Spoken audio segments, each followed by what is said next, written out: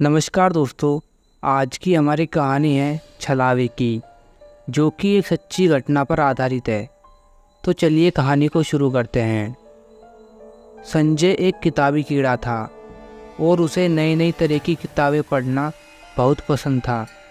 उसके पास जितनी भी किताबें थी वह उन सबको पढ़ चुका था, इसलिए उसे अब एक नई किताब चाहिए थी।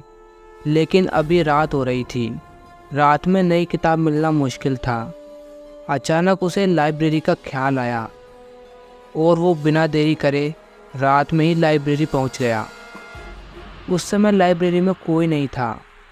वह रात के भयानक सन्नाटे में किताबें देखता हुआ आगे बढ़ रहा था कि तभी अचानक कुछ गिरने की आवाज़ आई।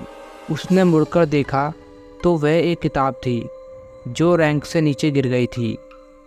उसने किताब को उठाया, पर उसी दौरान उसकी नज़र किताब के नाम पर पड़ी।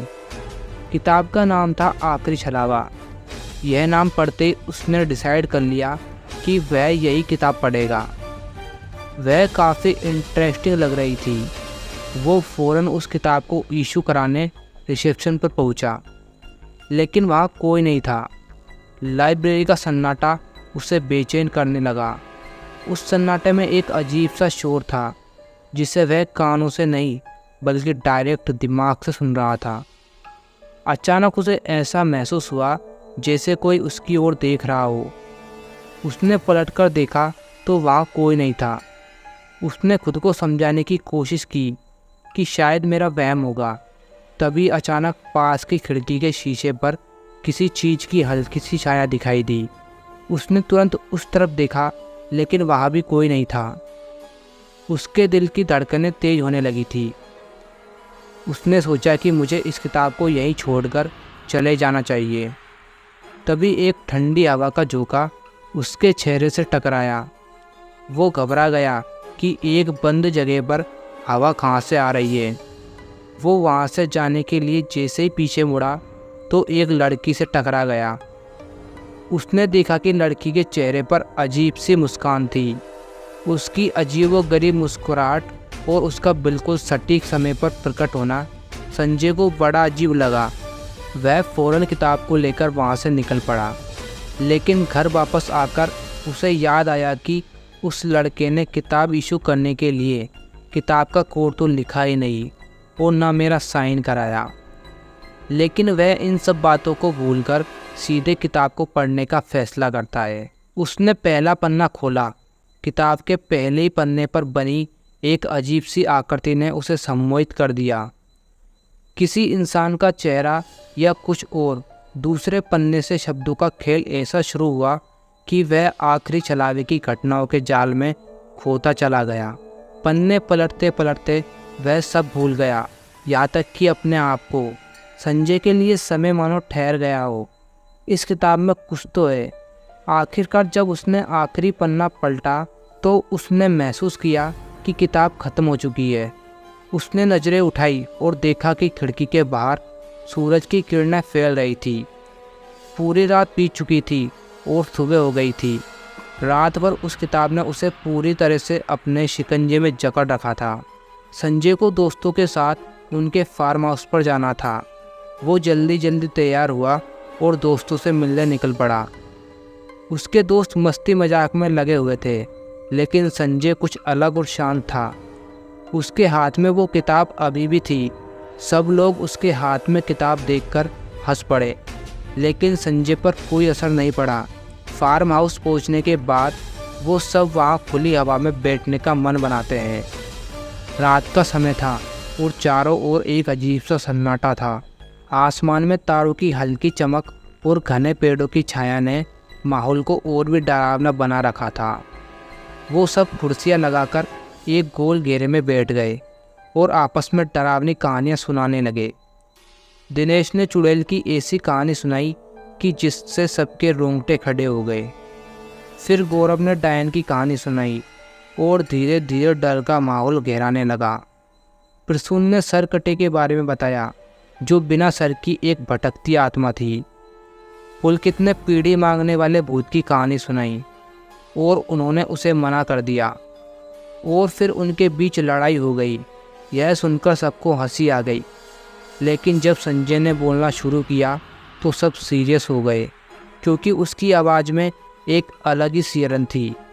उसने धीरे धीरे छलावे के बारे में बताना शुरू किया। छलावा एक ऐसी आत्मा है जो अपना शिकार खुद चुनती है। उसके शिकार को पता तक नहीं चलता कि उसके साथ क्या हो रहा है। उसका कोई नियम नहीं है, वो कहीं भी हो सकती है। और सबसे बड़ी बात कि वो ऐसा छल करता है कि लोग समझ भी नहीं पाते कि असलियत क्या है। संजय ने इतनी गहराई से छलावे की कहानी सुनाई कि बाकी सबके चेहरों पर साफ डर दिखाई देने लगा था। वह सभी डर के मारे एक दूसरे के और करीब खिसकने लगे। गौरव ने डरावनी बातें बंद करने को कहा तो सबने राहत की सांस ली। फिर वह खाना निकालने के लिए अंदर चला गया।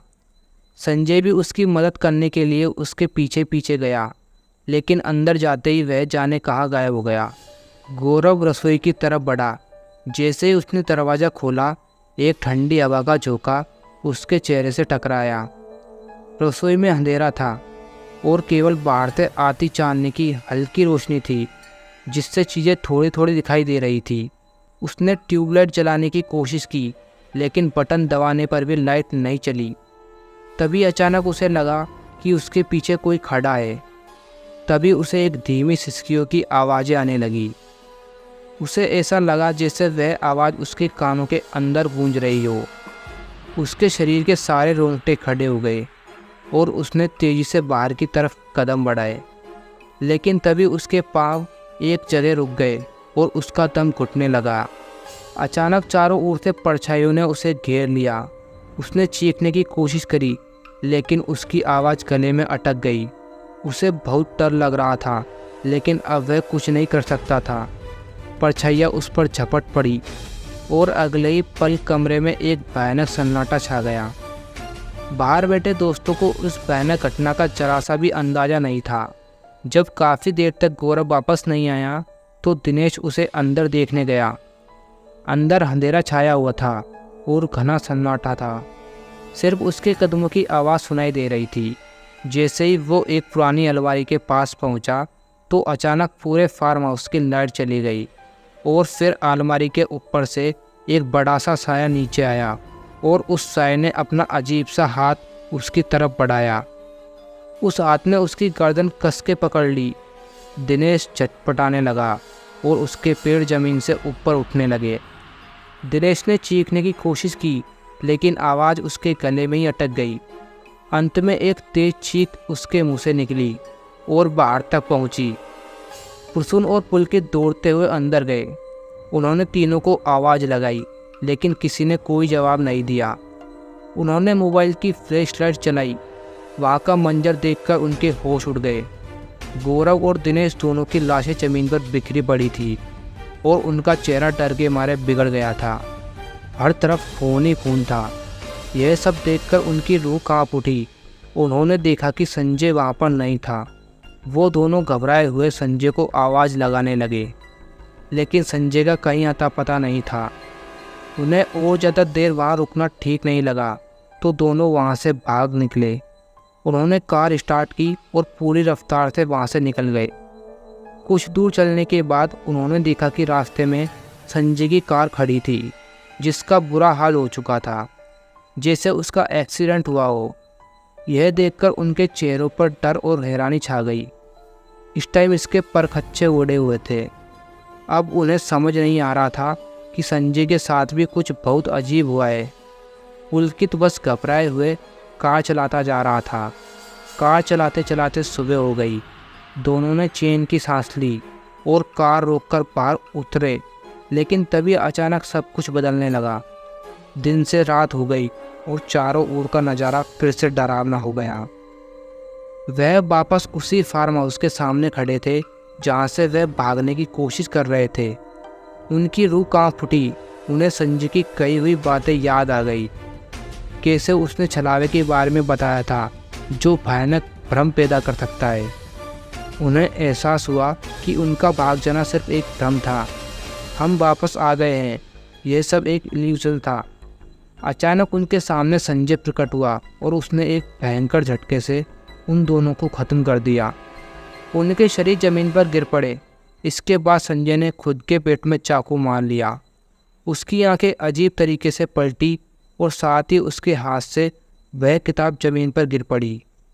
किताब के गिरते ही एक भयानक सन्नाटा छा गया, लेकिन अगले ही पल वह किताब अपने आप उठी और हवा में तैरते हुए वापस लाइब्रेरी के एक अलमारी में चली गई। जहाँ से ये कहानी शुरू हुई थी, फिर से सब कुछ शांत हो गया, जैसे कुछ हुआ ही ना हो। तो दोस्तों, आपको यह कहानी कैसी लगी कमेंट में ज़रूर बताएं, और ऐसी मज़ेदार कहानी देखने के लिए हमारे चैनल को सब्सक्राइब ज़रूर करें।